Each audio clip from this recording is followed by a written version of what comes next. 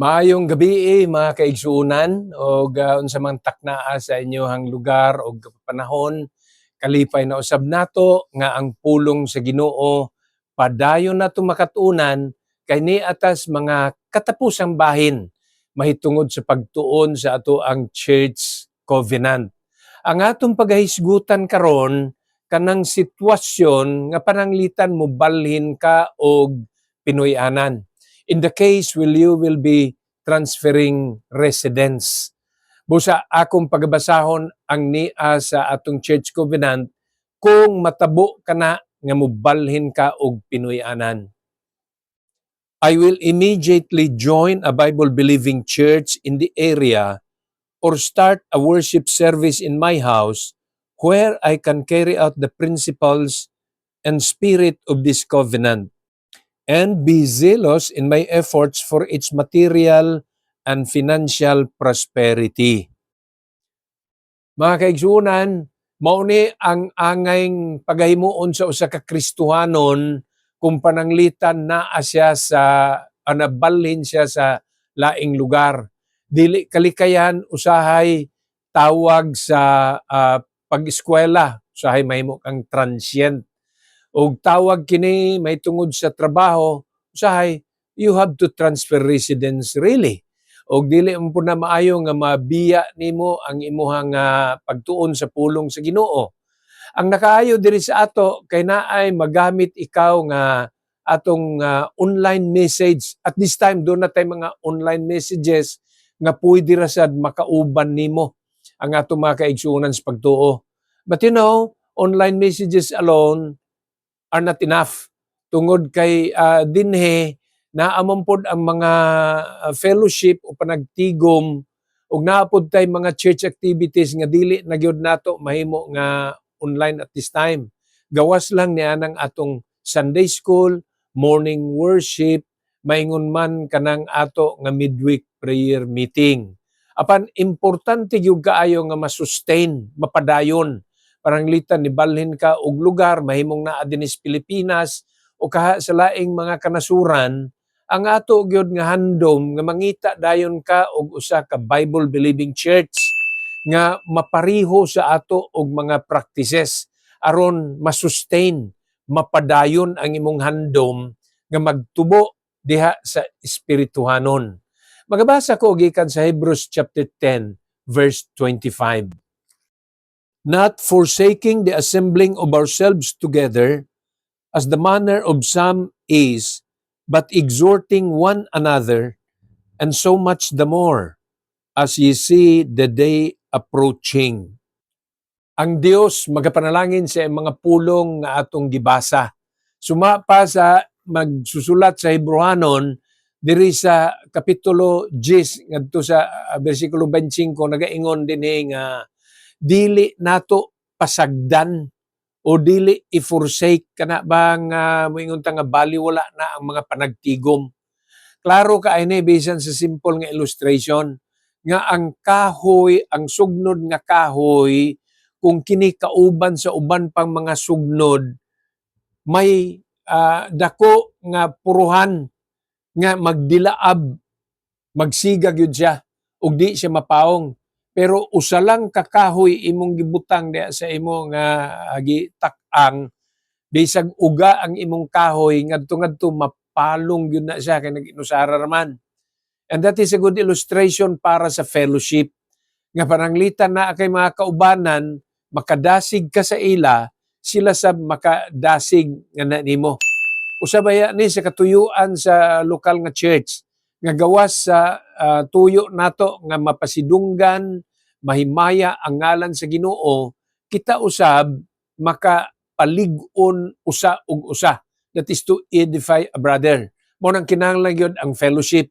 Unya may tungod nining maong fellowship ginasultis bala ang kasulatan nga kung di man isalikway ang mga panagtigom hinumduman nato nga adunay mga tao nga ingon niini na halayo gani sa ilahang church fellowship, mapalayo na pod sa Ginoo, mabiya na pod, wala na ilaing maagi nga makapaminaw sa pulong sa Ginoo, mag-inusara na lang, way pagahimuon, open kana sa mga temptation. Mo hinungdan nga handom nato nga mapadayon, masustain ang spiritual growth. Gawas niya nang ginasulti nato nga online nga mga messages na apay laing mamahimo. You try to look for a near at your new residence usa ka Bible believing church nga naa gihapon ang mga practices nato manibago man ka. Doon na may mga matuod sa bron nga mga Christian churches apan mahimong kulang sa disiplina. Nay usa ka misimba dinhi sa ato nag-ingon nga pasalamat ko sa Ginoo kay dili ko madisturbo sa ako nga pagsimba, kay dili ko makakita og mga bata nga maglakaw-lakaw, mga bata nga moadto mismo sa pulpito.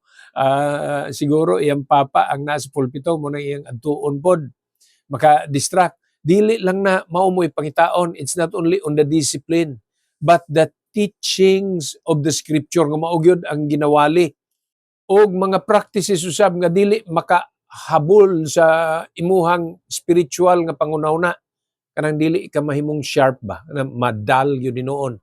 Pananglitan mga alawiton nga dili Dios nun, gipang-ilisan na lang og wording para dunay Dios nun nga tuno. Pero mga musika nga dili makahatag pagdaig sa atong Ginoo, o tingali pag-awit nga mas kusog pa ang gamit sa drum kaysa sa tingog sa mga tao. Tingali mga churches, mao ni mga likayan, churches nga gipanguluhan og church president og dili pastor. Ingon na ang mga bantayan o pagatan-aw ninyo mga kaigsuonan. Apil na mga kaigsuonan ang paggamit sa version sa Biblia nga kung pananglitan ni anang mao nga church bisag mag-claim pang Kristohanon, kung tinamay ang King James Version, ayaw o dili nako i-recommend tungod kay aduna may mga Biblia nga matawag New King James, apan kalahi ra gyud kung King James ang ginagamit, kay bisan sa doktrina dili gyud ingon nga mahasalaag ka.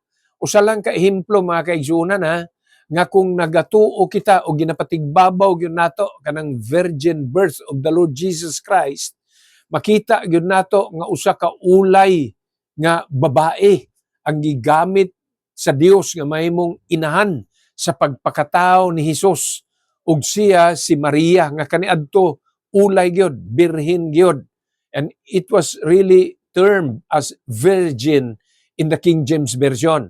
Karon moadto mo og lain nga version, ngayon ta Revised Standard Version. Ang nakabutang diha mao ang young woman. Nan ang usa ka batan-ong babae di na katingalahan, di na milagro kung pananglitan magmabdos, magbuntis. Apan ang usa ka birhen kung mao nay magmabdos, mo nay katingalahan, and that is part of the mystery of godliness nga ang atong Ginoong Hesus, Dios mangyud si Jesucristo, apan nagpakatao, nahimong unod, nahimugso, ug ang gigamit nga iyang inahan mao ang usa ka ulay nga babae ginganlan og Maria. Muna importante kaayo bisan sa paggamit sa balaang kasulatan. Dunay mag-ingon mga kaigsuonan nga ay mas okay ko anang lain nga version, dali rang sabton. Kung tan-awon nimo bisan ang uban nga version naa gyapon pulong nga lisod sabton. So I believe that it is a matter of study. When you study, when you ponder on the scripture, that is easily understood or not. Ma-King James Version o uban nga version kung di yun mo tun-an, dili gihapon dali nga masabtan.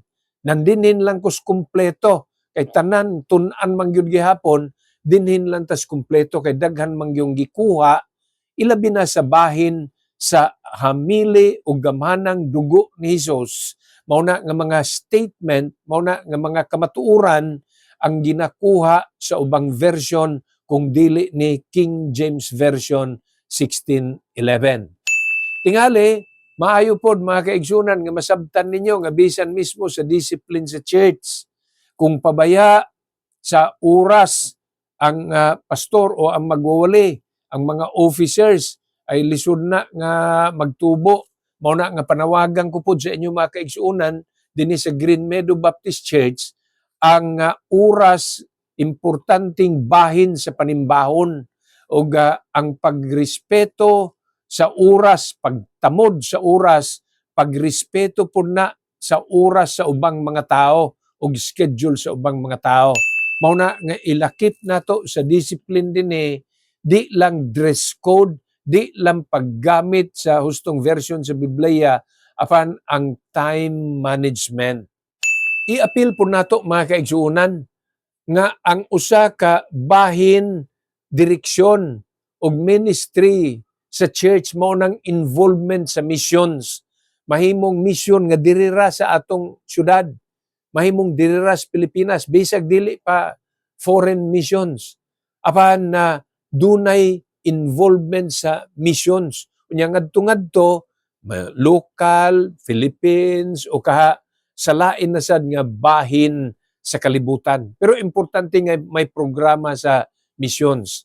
Mga kaigsuonan, daghan kaayo ang mga ministries nga mabuhat sa church. Dunay sports ministry, adunay children's ministry, dunay prison ministry ang uban, dunay deaf ministry ang uban.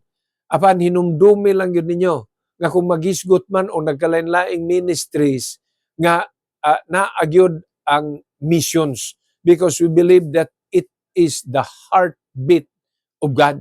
Sa ato pa, kung mao ni ang tibok nga matawag nato, mao ni ang kinabuhi nga ang usa ka church ma-involve sa missions kun evangelism, apil na diha ang soul winning.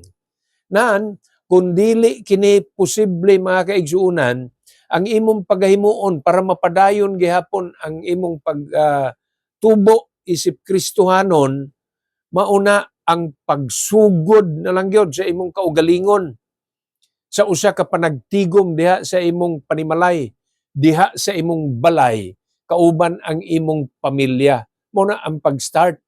And it could be a challenge, but you as a man of God, you as a member of a local church, una magbalhin, unta masangkapan na ikaw, nga bisan magsugod lang sa ug basas Biblia, ngadto-ngadto naa na gyud ang proper nga exhortation, ngadto-ngadto naa na gyud ang husto nga preaching para ang mga mutambong kay moabot man ang panahon nga dili lang imong pamilya, apil ng mga silingan nan makapakaon gyud ka sa pulong sa Ginoo. Mao na ang tawag nato nga church in your house, usa ka assembly, usa ka panagtigom sa mga Kristohanon apan gihimo na nganha sa imong panimalay. Okay, mao na ang usa ka maayong opsyon. Kung dili makakita og usa ka Bible believing church sa haduol, be sure nga magsugod diya sa imong panimalay. Mismo na ay panagsimba, na ay panagtigom. Ingana ang daghang pagsugod sa mga buluhaton. Dili ta mag-expect nga inigsugod nato sa congregation kanang mga dinagko dayon. Nay mga panahon ikaw ra gyud, sunod imong pamilya ra gyud. Unya naipipila na ka mga mutambong. And you can just invite a pastor para nga at times sa mga pinasahi nga schedule mao sad ang makatabang paghatag og mga pagtulon-ang mupalig-on kanimo. Unya dinhi sa mga recorded nga mga messages o kaha online, pwede sad na nga magamit. Now, in the event nga kanang naay lain nga Bible believing church sa duol unya diha ikaw magsimba tungod kay nagbalhin na ikaw Pinoy-anan, do not forget usab nga ang prinsipyo diha sa paghatag sa ikanapulo og hain ka nagakaon sa pagkaon spirituhanon. Sometimes may mga pastor nga ila gihapon nga i-claim bisag mi affiliate na sa uban ug sahay mahimo nang di pagkasinabtanay, hoping attention lang og dili gyud mahimong direct nga conflict or disagreements. Kay lisod na mag-away mo tungod sa ikanapulo sa kamembro nga nagbalhin. Remember also igsuon nga kung magbalhin ka, asa nga church ikaw nagakaon, diha pod ang usa nga imong dumduman mausad ang imong ikanapulo, mao po na imong storehouse. There is also a matter of church membership. Apan nagtuo ko nga kung dili ka transient diha, ni affiliate na jud ka, diha gyud ang imuha nga suporta, presence naa, physical presence, ang imong prayer, maingon man ang sa finances. Lisod sad nga isalikway ang imong home church. So use prayer and pray nga doon na po'y laing pamaagi that maybe in some forms of offerings or pledges or faith promise, dili sad malimtan nimo mismo ang imong church membership. But remember nga ingon ini, asa ka nagakaon sa pulong sa Ginoo, diha gyud usab ang imong suporta. Buot po nako nga ipahinumdom nga dili ra pod ang imong presensya. Apan unta mahimo kang bahin sa mga ministries. May mga churches nga dili diha dayon mudawat, but be involved, be willing nga kung naa sila'y mga panginahanglan makasuggest og kung iya nang i-assign, ila na nga i-assign nga na nimo, ayaw gayud pagbalibad kay kana makatabang sad. Kung na kay makita nga wa ginahimo dinis ato, dili nato tuyo nga dauton apan tabangan, but in the spirit of continuing the ministry, be a part. Again, basahon nako ang katapusan nga bahin nining church covenant para karong adlaw. And be zealous in my efforts for its material and financial prosperity. Mahimo pod nga naa kay kaikag, naa kay yearning, tinguha ba, handom ba nga makatabang pagpauswag nianang maong church og mahimong panag-ingnan. Hinaot pa nga nakuha nimo ang mga opsyon, dili lisod nga dili lalim nga magbalhin og Pinoy-anan kay hasta ang imong congregation, hasta ang imong mga friends mausab man pod og dunay mga kausaban. But remember, in the event nga ingana ang matabo, ang mga option, naa ang atong online nga mga messages. Second, immediately look for a Bible-believing church. Tanawa sad ang mga practices, tanawa ang version nga ginagamit usab para nga dili ga completely nga mahimong alienated o mabaguhan. Apan ang ikatulong nga option, magsugod mismo sa imong panimalay. Dili ni padak-anay sa lugar, pero makasugod og panagtigom og panimbahon aron dili mapugnan ang imo og sa imong pamilya nga pagtubo espirituhanon. Ang Dios magapanalangin kanaton tanan. To God be the glory and shalom.